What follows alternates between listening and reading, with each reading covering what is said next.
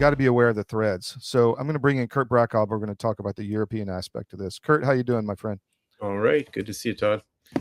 Good to see you. So you are an expert. You're from Romania. You know the Balkans very well. You are the CEO of HistriaBooks.com, but you're also the editor-in-chief of TheBalkan.press, our site which covers that region, which is the most volatile region of the world. It's started multiple wars, World War I being the famous one.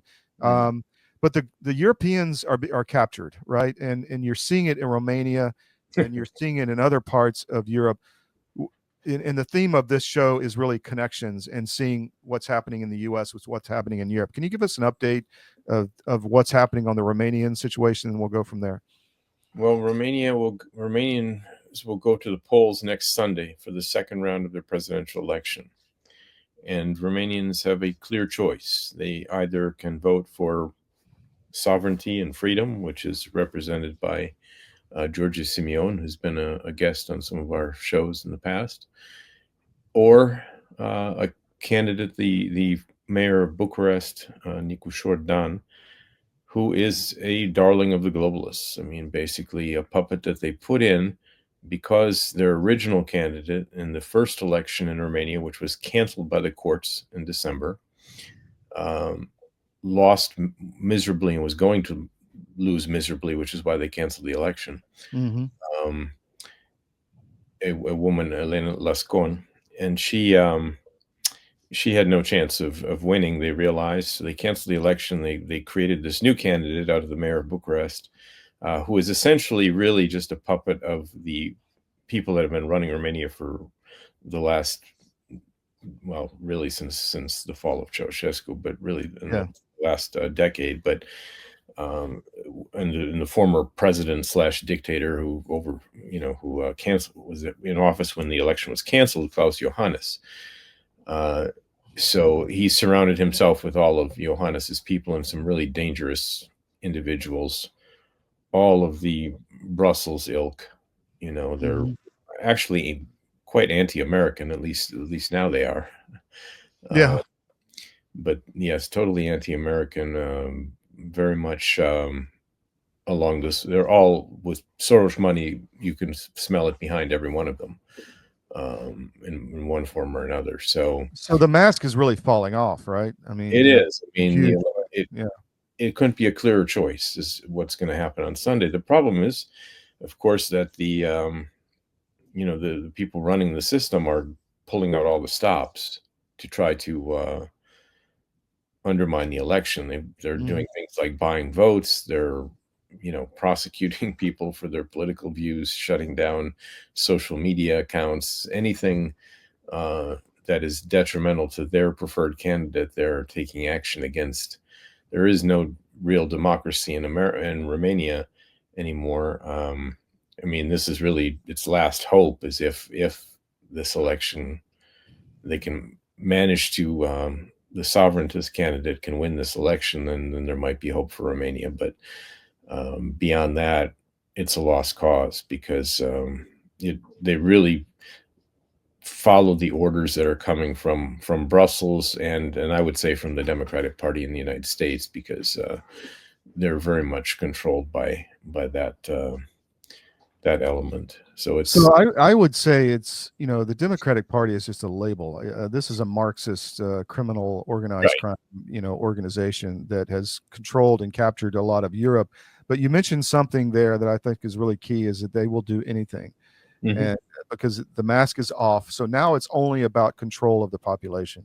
And that is happening across Europe. You're seeing Starmer, do weird stuff. You're seeing the AfD looking to be banned. You're seeing Macron, from the Yellow Jackets all the way to today, banning anything that goes against the narrative. And what I want people to see is that is also in the United States. And what is happening is a globalist takeover of the world by capturing governments on a massive, massive, massive scale. Would you agree with that? Absolutely, 100%. And the problem in the East European countries is they're even more susceptible to that outside influence from those elements, because they're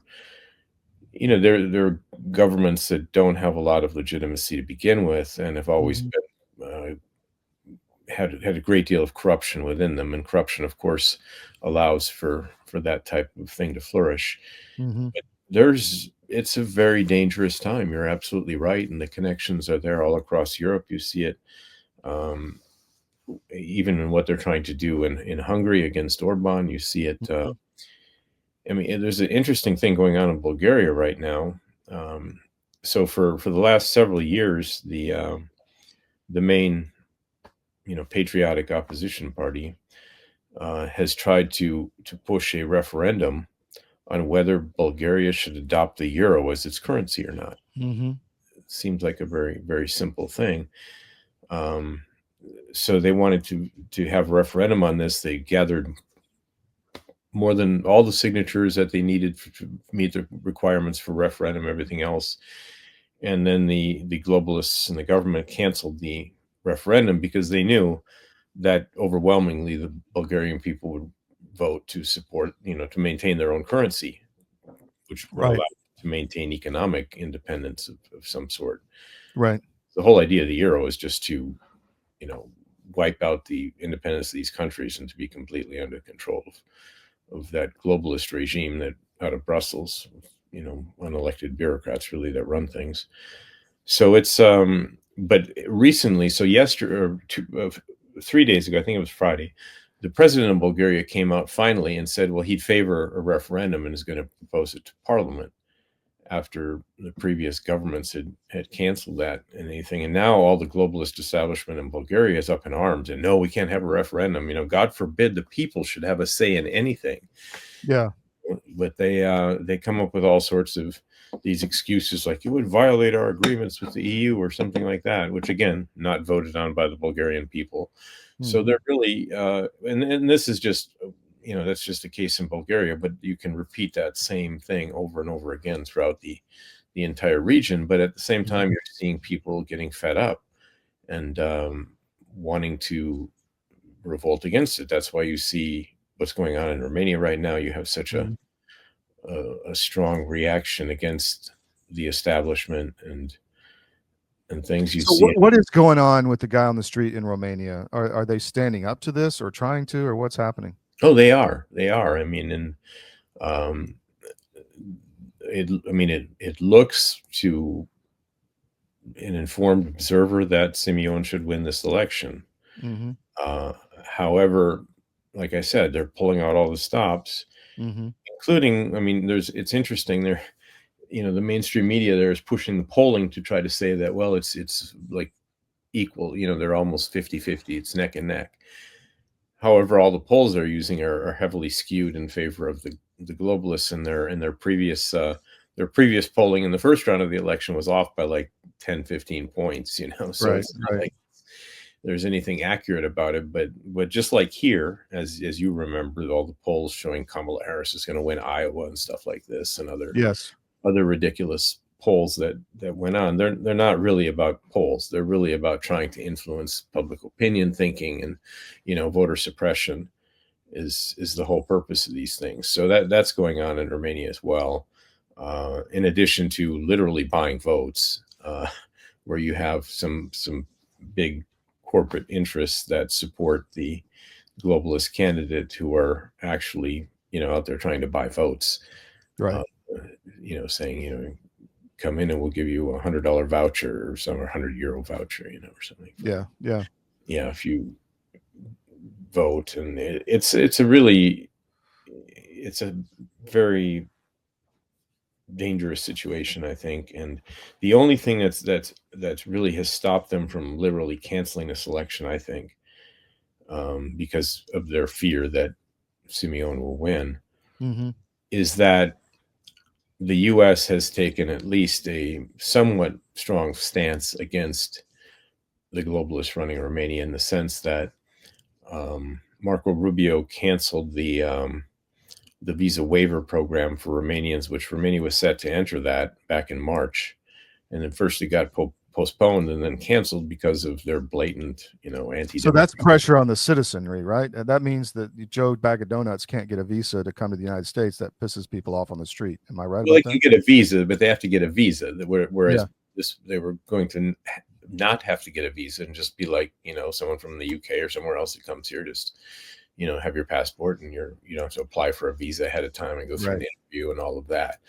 So it affects them, but it also is a reflection on the government that has caused that to happen. Sure.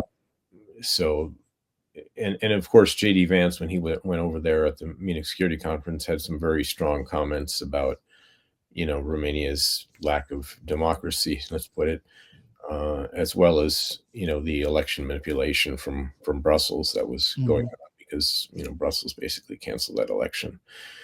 So yeah, it's a very dangerous time, and this is really the last hope for Romania. I mean, if this election is stolen by the globalists, then I think it's pretty much the end of any chance for democracy in Romania.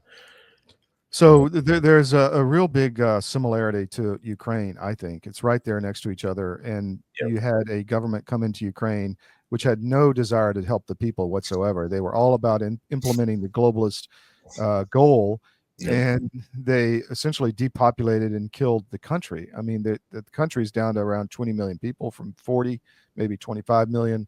Yep. But they've lost a massive number of dead and wounded. I mean, how they're going to carry the burden of caring for all those wounded, maimed people, I have no idea. But Zelensky is a puppet just like the rest, and he was installed to run the agenda instead of really helping the people, and that's why we had the war, as Trump said. So in the bigger picture, that's what they're doing to Romania. And they want this war with Russia, and they need that base, and they need the Black Sea. So Romania is key. So they'll do anything to get it. Is that what's happening? Absolutely, that is what's happening, and it's been happening in Romania since the fall of Ceausescu. I mean, essentially, Yeah. the governments that have come into power there have always been, concerned about following and implementing the globalist agenda. The Mm-hmm. population of Romania has fallen from, under Ceausescu, it was like 21 million. It's Mm-hmm. fallen down to about 17 million, without any war or anything. And that's Okay. because they're basically forced the native population to leave the country if they want to, Have a life. survive. Mm-hmm. I mean, they have to leave the country because it's very difficult for them to succeed unless they're well connected within the elites that are ruling Romania. Otherwise, it's just very difficult for them to make a living. Now, there's the oil fields in Romania too, and the Nazis took advantage of that. Am I correct? Yes, there's employees, there's oil fields, there's oil in the Black Sea as well. Yeah. But they've managed to, globalist regimes over the last 30 years have managed to basically disenfranchise that from the Romanian people, and they Mm-hmm. don't benefit from that anymore. It's all owned by foreign interests. That it's and that's true of a lot of the manufacturing and everything else that is going on. All the big factories and companies and things were for the most part sold to foreign interests, except for ones that were controlled by certain elitists. Right. So it's been going on for a very long time, and it's the Romanian people are fed up. I mean, there's no doubt Right. about that, and that's what we're seeing right now. It's a matter of if they can win this battle with evil, essentially, is what it is. Mm-hmm. It's interesting. There was a one of the chief foreign policy advisors for the globalist presidential candidate, Nicu Șordan, is a former Iohannis guy and diplomat who's literally come out and said that, well, first of all, very anti-American, certainly with the current president in office, but Right. basically is calling for nuclear war. I mean, he wants to, escalate the war in Ukraine, to have nuclear war, and basically has said that, the world will rebuild itself, after this, and it'll come out with a better, it's the whole 2030 agenda, really, of the Well, Davos. it's fascinating. You had Catherine Austin Fitts on Tucker saying that at least 21 trillion has been stolen to fund all this underground infrastructure in the U.S. So Mhm. they've been pushing for this war with Russia. There's no doubt about it. That's a nuclear end game. So They it's are. a They haven't literal. given Yeah. Go ahead. No, I was going to say, and they haven't given up. They keep Right. trying to, Exactly. and unfortunately, the Trump administration, there are people on both sides of that issue there, Yeah. and that's part of the problem. Kurt, I want to take a quick break. We'll be right back. I want to talk about Albania. Be right. Hang with us. Your government doesn't care about you. That's why you need a medical emergency kit. It contains life-saving medications like ivermectin, Z-Pak, and antibiotics. Stock them before they block them. This is a special report. Knowing how to invest your money is harder than ever before. Dealing with stock market volatility, record debt, and terrorist attacks requires new thinking. At U.S. Asset Management, we can help you see the world more clearly so that you can move beyond the chaos and invest with confidence. Call us, visit us online, or drop by our office. U.S. Asset Management, helping you make better decisions with your money. Success with it. Kurt, back to Albania or the Balkans. I wanted to shift to there.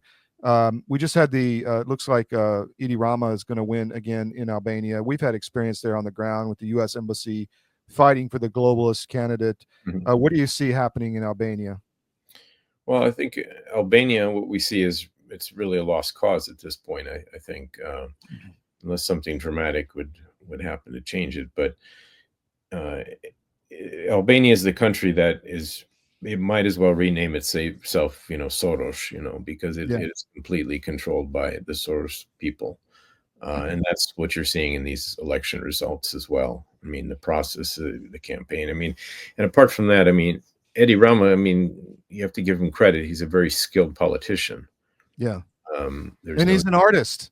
He is as well, yes. But he is, he's a manipulator. But he, like all of the globalists, you're talking about the connections across the region and what we've seen in Romania, what we've seen in the United States and other countries. You have it in Albania too. I mean, Edi Rama has not hesitated to arrest his political opponents, even, his opposition candidate, Sally Berisha, who we've had on the show as well before, was put under house arrest by the regime. And you see that, and they've arrested several other, political figures. And of course, the way they do this is they always come up with, some sort of corruption charge, which is that's the standard procedure. That's what they did with Trump, essentially. And in his cases, that's what they did. In Albania, in Romania, they didn't even have to do that because they could just say, well, we just don't like him, so we'll arrest him. It's okay. Yeah, exactly. Yeah. But that's, Romania's never had a real justice system. It's a joke. So have you seen the State Department under Trump act differently than it was under, the previous administrations, where even under Trump 1, they were literally working against the Democratic candidate and for the globalist candidate in country? Has that changed at all? Well, I think it's changed a little bit, and we've seen that certainly in the case of Romania. I don't think they did much in Albania to change the trajectory of things there. They may have just realized it's a lost cause at this point. But I mean, is the State Department still actively working against the Albanian people? Do you know? I don't know for certain if. But let's put it this way: they're not acting for them. Yeah. At least in general, Balkan policy in the State Department has not changed much under Trump, and that's, in that sense, it's pretty much the same. I mean, there's some overtures with certain individuals. That's why I say the Trump administration is very split. People in there. I mean, you have the people that are the globalist neocon establishment people, which are still very much a part of this government. And then you have some elements that are more, let's say, rational and, thinking about the interests of the American people and things. I mean, you have, like Tulsi in there, and people like that have a more broader view of things and aren't committed to the globalist agenda. But you're not seeing it. You're not seeing a clear focus because of that. Right. Because of that split. Yeah. I mean, and Romania would be an example of that, where you see that split because you could have taken much stronger action against Romania for what they did. Yeah, you sure could have. Yeah. Yeah, I They mean, canceled the election. I mean, what else? What yeah, else could you do that is exactly. more anti-American than that?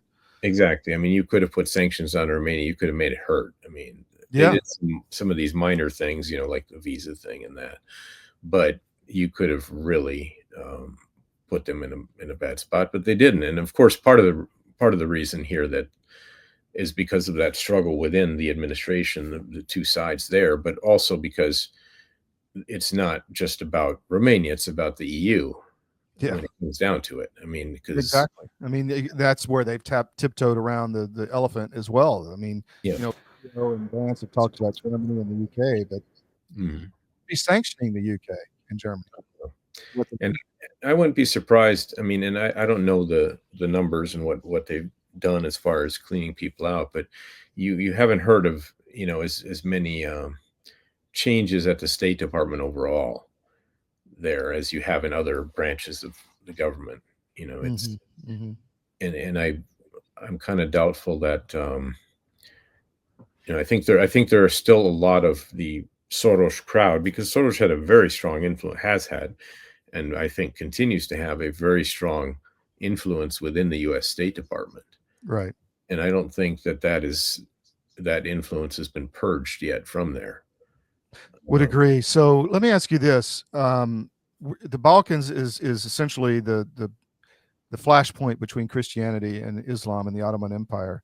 Mhm. And I think the globalists, I've always tried to figure out what's the agenda. Why are they using Islam? I think it's more like a shock troop, like a shock and awe kind of Mhm. concept to come in and use them to take over nations. Are you seeing that in the Balkans, like using Islam, like with Kosovo and all of that? Can you give people like an overview of what's going on with the Islamic issue in the Balkans versus Christianity?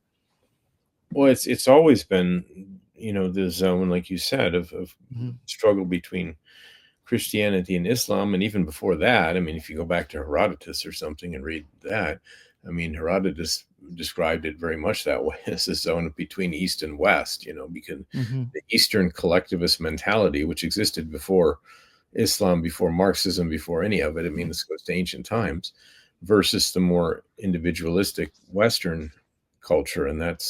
that's Herodotus describes that quite well in his histories and talking about the region. So it has ancient roots, this problem. You had, of course, during the Ottoman Empire and its invasions, you had the same thing where Islam was pushing its way into Europe. And unfortunately, at that time, you had some strong European leaders who stood up Mhm. against it and fought Mhm. to protect Western Christian values. And things, but this struggle is going on. It continues on today. I mean, basically, they created Kosovo, which is a Muslim state, um, an artificial creation of the United States government, and of course the globalist establishment, which really, under their own logic of government, would not have any reason to exist because, um, it was Serbian territory. So why can they just take it off? But Right. if it's Ukraine, then it's a different story. Then of course you can't have a region separate. But when it comes to Serbia, it was just perfectly fine because they want to destroy that strong Christian influence and Which is happening in Ukraine as well, and Europe, and the UK, and Germany. You see all these images of thousands of Muslims praying, near the Christian churches in those countries. I mean, Mhm. to me, it's quite obvious what they're doing. And in Ukraine, they're literally destroying the church. And Oh we've yeah, had Bob Alexander on, or Amsterdam, talking about that, who's the attorney for the Ukrainian Orthodox Church, destroying churches, burning churches, stealing churches, congregations meeting in the woods. I mean, it's off the charts. there's nothing new here. This is Yeah. just goes back. I mean, look at the classic example. The Turks took the Ottoman Empire, captured Constantinople. Um, the Turks got Constantinople in 1453, and what did they do? The first thing they did was they desecrated the Hagia Sophia, which was the primary church of Christendom, really, at that time, and turned it into a mosque. And it's Because still it a was mosque. the Eastern Roman Empire, which was Yes, left because the old empire had fallen. Yeah, exactly. But it interesting. was the center of Christianity, and it was converted into a mosque and still is that way today. And if you go to it, and I've been there, and you visit, you see how they desecrated it. I mean, they just destroyed the artwork and everything else. They really tried to, they have no respect for Western values, and that hasn't changed in 500 years.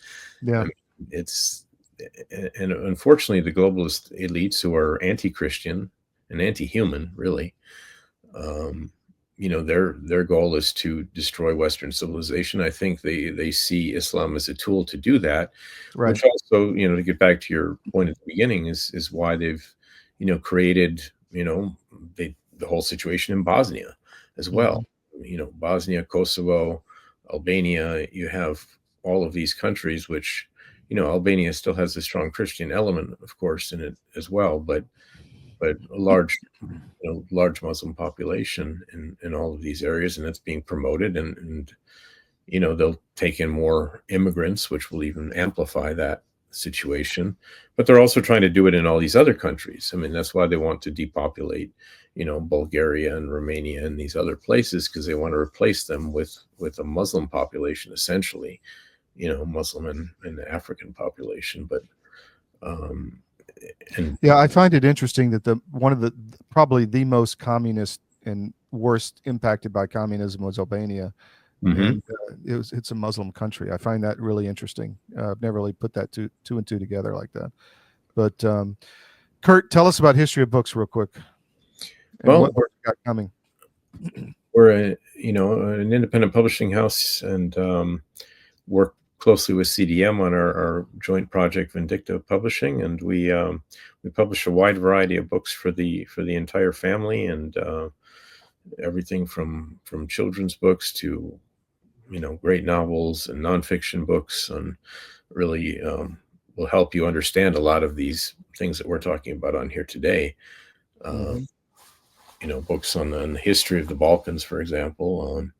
A lot of books there, and Todd's brought up our Vindicta page, and we've got some really good books there as well. In fact, we were talking about Ukraine earlier. You have the Ukraine book right there by our mutual friend Thierry Laurent, and he has a really good exposition of the whole problem in Ukraine and how it all began. He was on the ground, of course, there at the time, so he's not talking about this as somebody on the outside. Just so if you really want to understand, what's going on in Ukraine, that would be a good place to start. Pick up a copy of that book, and do that. And then the whole Muslim situation with Iran. You have your book, Todd, that is really a good starting point for people to understand that situation, paying the price, about the Iranian resistance, and that's a book that can really help people understand.